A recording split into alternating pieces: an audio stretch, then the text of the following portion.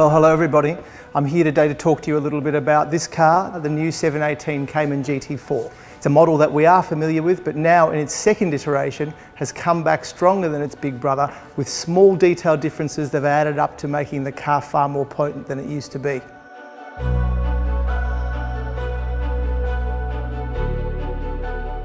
One of the first things people notice or know about with the new car is the hike in capacity from 3.8 litres in the old car to 4 litre in this car. The hike in capacity is only a small part of the change between the old and the new.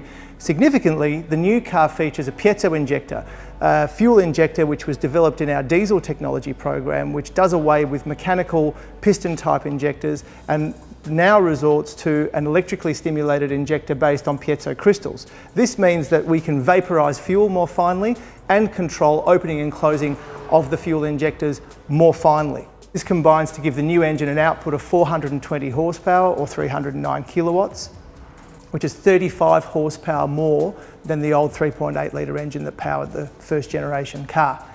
It is still mated to a 6-speed manual transmission with a linkage that has been refined to an extent that the first thing you notice when you drive the car is how much quieter the car is because of the refinement and the lack of noise in the gear shift mechanism. Part of what makes the GT4 such a formidable car in the context of what it sets out to do is its suspension, brakes and wheels. The suspension struts are lifted straight wholesale out of the 911 GT3, and in typical Porsche practice, everything outside the suspension mounting points is as light as possible to reduce unsprung weight. Like all Porsche models, one can option Porsche carbon ceramic brakes to further lighten the unsprung weight.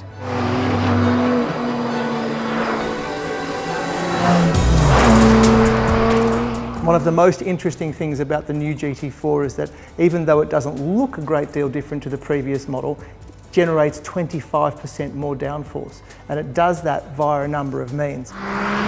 When air isn't required to run through the coolers, it's diverted over the coolers because waste air that comes out of the back of them creates turbulence in the front wheel housings, which in turn generates a lot of drag, which at high speed is undesirable. Therefore, Porsche have used a series of air curtains inside the front bar which divert air, and when it's not required to cool, it's diverted out of the vents at the rear of the front bar and the signature opening at the front of the GT car, which we're now used to from the days before 996.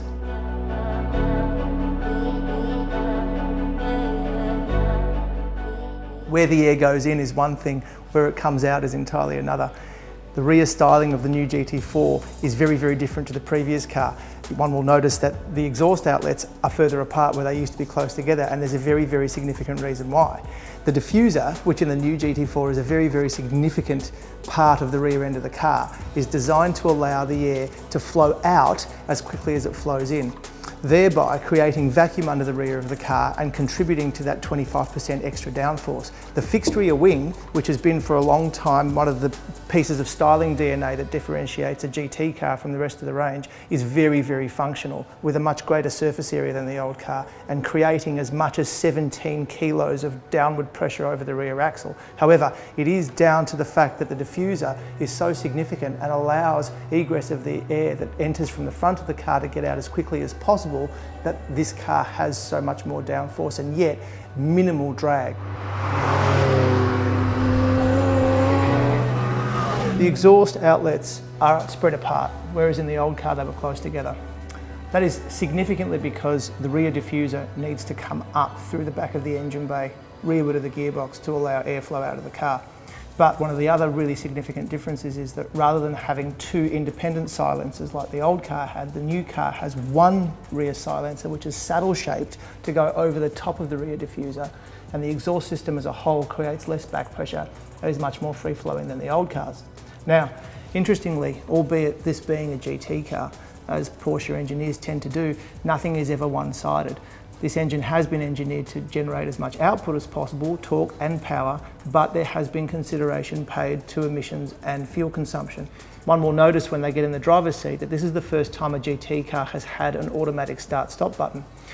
Between 1500 revs and 3200 revs, this engine will shut down one bank of cylinders and go into what we call 3-cylinder mode, thereby controlling emissions and fuel consumption when the car is being used in a docile way around the streets. So inside the car, things remain very familiar. Elevated console, bringing all the secondary controls very close to the driver. The same very clear instrument panel as before, with the new dash architecture from the rest of the 718 range, much more attractive than the previous car. The new generation PCM gives newer, clearer graphics with a much more easy to use interface than the previous car. So all in all, the cabin of the GT4 is relatively unchanged, but still a very, very nice office. As is so often the case with a new Porsche model, it may not look that different to the car that preceded it. However, with all of the new elements improved and combined, it definitely makes this car the best out-of-the-box amateur racing driver's car on the market that one can jump into and use frequently on the road. And this is the beauty of the 718 Cayman GT4.